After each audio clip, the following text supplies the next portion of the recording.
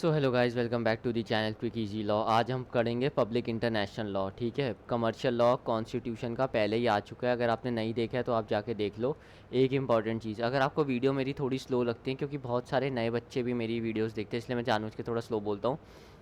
तो आप जो है वीडियो को जो है वो 1.25x पे भी करके देख सकते हो, और आपने बहुत पहले की भी सारी वीडियोज़ देखी हैं तो 1.5x तक करके दे सकते हो। ठीक है, और देखो यहाँ मैंने अपना जो है टेलीग्राम चैनल का लिंक भी दे रखा है नीचे।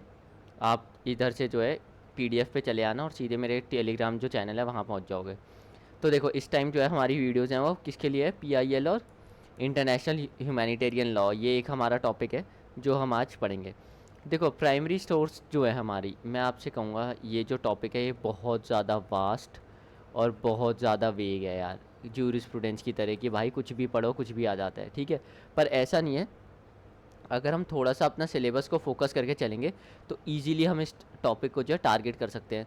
अगर आपने एलएलबी के टाइम पे नोट्स बनाए थे पीआईएल के, तो यार आज अब आपको बहुत ज़्यादा काम में आएंगे। ठीक, प्रीवियस ईयर क्वेश्चन पेपर्स ऐसे ऐसे जो सब्जेक्ट्स आपको बिल्कुल जिनसे नफरत है, जैसे मेरे को पता है बच्चों को पीआईएल और जूरिस्प्रूडेंस बिल्कुल नफरत है, सीसीएल भी एक टॉपिक यूनिट 10, वो तो इन सब के तो यार आप पीवाईक्यू ज़रूर कर लो अगर आपको ऐसे सब्जेक्ट से नफरत है। ठीक है, बाकी सब्जेक्ट के हिसाब से पढ़ो, सिलेबस के हिसाब से पढ़ो। ये मैंने सिलेबस लगाया है। देखो sources of international law, United Nation organisation, WTO और आईएचएल की कन्वेंशंस। यार ये तो हर साल ये चारों चीज़ें पक्का पूछी जाती है। इसके बाद जो चीज़ें रह गई हैं इनसे भी पूछा जाता है, पर ये चार आप लगा लो, इनसे कुछ ना कुछ ज़रूर पूछा जाएगा। और जो छः चीज़ें रह गई वो भी इंपॉर्टेंट है। ठीक है, please have a syllabus with you, syllabus लेके बैठो, नहीं है तो जाके प्रिंट आउट करा के आओ। अब आओ शुरू करते हैं। ये हो गया क्वेश्चन नंबर 55। इसने कहा है arrange the following organs in the sequence in which they are given in the UN charter. सीधे सीधे डायरेक्ट क्वेश्चन आ गया। यूएन चार्टर आपको पता होना चाहिए कि क्या है यूएन चार्टर। ठीक है, अब यहाँ मैंने लिखा भाई इंडेक्स निकाल लो यूएन चार्टर का। ये जो क्वेश्चन है ना, ये जो नीचे है ये वाला, तो ये जो है नीचे वाले जो है करेक्ट आंसर्स हैं। अगर मैं कभी आगे डिस्कस ना करूँ तो यही करेक्ट आंसर्स हैं, आप चेक भी कर सकते हो। अब ये देखो मैंने आप लोगों के लिए क्या किया, मैंने यूएन चार्टर का ना एक इंडेक्स निकाल के रख रखा है। आप चाहो तो इस इंडेक्स को भी देख सकते हो। ठीक है, चैप्टर 1 में ये चीज़ है, चैप्टर 2 में क्या है, चैप्टर 3 में क्या है।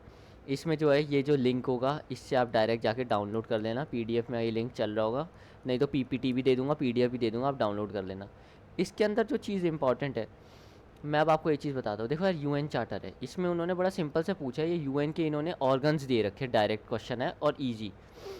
क्या आपको क्या इंडेक्स के अंदर एक एक सेक्शन या आर्टिकल पढ़ना है? नहीं, आपको बहुत इंपॉर्टेंट और बेसिक सी चीज़ें पढ़नी है। इन्होंने क्या किया, जो यूएन एंड इट्स ऑर्गन्स है ना, उसी की ही आपसे क्रोनोलॉजी पूछ ली। और ये देखो इन ऑर्गन्स की ही इन्होंने क्रोनोलॉजी पूछ ली। ठीक है, बाकी अब आप कहोगे यार तो फिर इसके अंदर के इंपॉर्टेंट आर्टिकल्स कौन से हैं। देखो जब ये 10 की 10 मैं यूनिट्स कवर कर दूंगा तो मैं आपको एक लिस्ट दे दूंगा, अगर टाइम होगा और एग्ज़ाम नहीं हुआ होगा आप उस लिस्ट को पढ़ लेना कि इंपॉर्टेंट आर्टिकल्स कौन है। नहीं तो आप गूगल करोगे ना, ज़्यादातर जो इंपॉर्टेंट आर्टिकल्स होते हैं वो सिक्योरिटी काउंसिल के होते हैं। The following in the sequence as they are given in the article 38 statute of ICJ. Direct question आ गया, कहाँ गया, sources of international law, article 38 था। उन्होंने कहा भाई साहब ABCD की क्रोनोलॉजी बता दो हमें। ये देखो इतना सिंपल क्वेश्चन सा जो है ये आया हुआ है। अब आप बताओ क्या ये पेपर में मुश्किल है? नहीं, इसका जो आंसर है वो ये वाला है जिसके आगे टिक लगा हुआ है। ठीक, अब टेबल ऑफ कंटेंट्स, ये किसका है? ये है इंटरनेशनल कोर्ट ऑफ जस्टिस से रिलेटेड।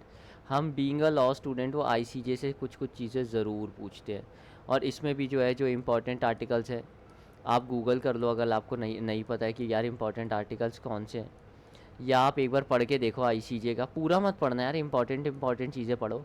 एंड में टाइम मिलेगा तो मैं आपको इंपॉर्टेंट बता दूंगा, अभी मैं बताऊंगा वीडियो बहुत लंबी हो जाएगी और ये सीरीज़ पूरी नहीं हो पाएंगी। ठीक, इन्होंने पूछा which of the following conditions are essential for a custom to be valid. ये देखो यार ये क्वेश्चन ना भाई पागल कर देते हैं ये लोग। हिंदू मैरिज एक्ट में भी पूछ लेंगे, ज्यूरिस्प्रूडेंस में भी ये लोग पूछ लेते हैं, पीआईएल में भी पूछ लेते हैं। तो ये भाई ये कस्टम वाला ना है, प्लीज़ इसको याद करके चले जाओ।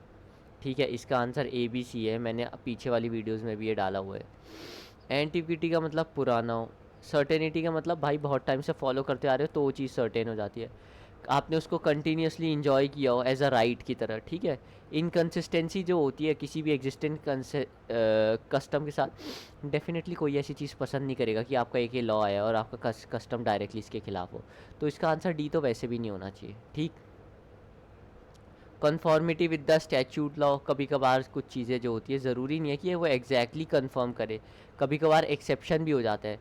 पर आपका दिमाग अगर पेपर में जा रहा है ना, ई भी हो सकता है, तो कोई बात नहीं, आप गलत नहीं, आप सही दिशा में सोच रहे हो। पर अब देखो ए बी सी तो हो गया, अब या तो यह ऑप्शन होगा ए बी सी या फिर होगा ई। देखो ये मैंने देखा है ऑनलाइन, मैं आपको बड़ी ऑनेस्टली बता रहा हूँ, तो ऑनलाइन वाले बंदों ने जो आंसर लगा रखा है वो ए बी सी लगा रखा है, ठीक। और मैं इतना ज़्यादा आप लोगों के लिए ढूंढ नहीं पाया, मैं आपको बड़ी ऑनेस्टली बता रहा हूँ। तो ई के लिए आप चेक कर लेना कि ई होगा या नहीं होगा। पर ये वाला क्वेश्चन जो है आप ज़रूर इसको देख लेना, अगर मुझे पता चल जाएगा मैं डिस्कस कर लूँगा, मेरे से टेलीग्राम में एक हफ़्ते बाद मैसेज डाल के पूछ लेना, मैं टेलीग्राम ग्रुप पे डाल दूंगा कि क्या चीज़ होनी चाहिए क्या चीज़ नहीं होनी चाहिए, ठीक। अगर आपको कोई वैलिड सोर्स से मिल जाए तो आप मुझे टेलीग्राम पे मैसेज कर देना, कोई ऐसी बात। अब है 99, which of the following article is common to all 4 Geneva convention and called mini convention within the convention. यार सिलेबस में ना ये देखो यहाँ ना कन्वेंशन दे रखे हैं, आइए चलिए। और जब आप गूगल करोगे ना, जब मैं आपको कहता हूँ ना गूगल कर लो या परप्लेक्सिटी पे जाके पूछ लो, perplexity.ai पे जाके आप पूछ लो, तो आपको डायरेक्ट ना जेनीवा कन्वेंशन पे ले जाएगा। और जब आप जेनीवा कन्वेंशन वहाँ जाके परप्लेक्सिटी से पूछोगे ना, तो आपको पता है आपको क्या मिलेगा, सीधे ये चीज़ एज इट इज़। इसीलिए मैं आपको कहता हूँ ये सब चीज़ें ना कभी आपको बच्चों को ही बताता नहीं है, पर आप इस चीज़ को ना यूज़ करने लग जाओ, ये आपके लिए बहुत कारगर है। ये एज इट इज़ आ जाएगा। और ये देखो यहाँ इन्होंने कॉमन आर्टिकल 3 करके आएगा। ये कॉमन आर्टिकल 3 इसलिए है, जितनी भी जो ये कन्वेंशंस हुई थी ना, first Geneva, second Geneva, third Geneva, fourth Geneva, इसके अंदर ये जो आर्टिकल 3 है सब में कॉमन है। आर्टिकल 3 क्या है वो चीज़ यहाँ मेंशन्ड है, टेलीग्राम पे आप पढ़ लेना, मैं ये पीडीएफ शेयर कर दूंगा। पहली जेनीवा कन्वेंशन किससे रिलेटेड थी, सेकंड किससे थी, थर्ड किससे थी, फोर्थ किससे थी, क्या ये इंपॉर्टेंट है, आप मानोगे नहीं। एक इससे सेपरेट क्वेश्चन आया लास्ट पेपर में, इससे सेपरेट क्वेश्चन आया। सिर्फ इसी को ही अगर आप परप्लेक्सिटी से गूगल कर लेते जाके कि भाई जेनीवा कन्वेंशन नहीं भी पता हो, आप आईएचएल की कन्वेंशन में चले आते, और अगर आपने एलएलबी में थोड़ा भी पढ़ा होता आप जेनीवा में चले आते, और जब आप जेनीवा को गूगल करते तो ये दोनों के दोनों आपके एज इट इज़ हो जाते क्वेश्चन। इतना सिंपल था, सोच रहे हो आप। बस थोड़ा सा आपको कोई गाइड करने वाला हो ना, तो आप बिल्कुल धूम मचा दो पेपर में। 105 पे आ जाओ, ठीक है। पीछे मैंने आपको क्या कहा था, perplexity.ai अपनी तैयारी के लिए बेटा यूज़ करना आप लोग स्टार्ट कर दो। कोई नहीं चाहता कि आप यहाँ से पढ़ो, ठीक है, ये हिडन टैलेंट होता है। पर ठीक है, मैं चाहता हूँ कि आप लोगों का एग्ज़ाम क्लियर हो, इसलिए मैं आपको ये चीज़ें बताता हूँ, ज़रूर इसको रेफ़र करें, बहुत अच्छी चीज़ है। अब ये पूछ रहे हैं which of the following is correct in relation to the WTO। 105 में इन्होंने पूछा WTO के बारे में। WTO के लिए यार मैं इसका यहाँ भी मैंने आपके लिए लिंक लगा रखा है, इसको आप खोलो, WTO के बारे में पढ़ो। अगर वहाँ गैट के बारे में नहीं दे रखा, ठीक है, ये आपको पता होना चाहिए कि WTO आया किसको हटा के। कभी भी कोई भी आप लॉ में कोई चीज़ पढ़ो और कोई चीज़ न्यू हो, तो जिसको वो हटा के रिप्लेस करके आए ना, ये आपकी ड्यूटी बनती है कि आप पढ़ो। तो एक गैट को हटा के आया था, गैट को अगर आप जाके परप्लेक्सिटी पे ढूंढो या आप गूगल पे ढूंढो ना, आपके ऑटोमेटिकली जो ये वाला क्वेश्चन जो है ना, ये क्वेश्चन सॉल्व हो जाएगा। इसका आंसर ए, सी और डी था कि WTO is the successor of the GATT, सबको पता है। तो ए कहा है भाई साहब, एक ये आंसर बच गया, एक ये आंसर बच गया।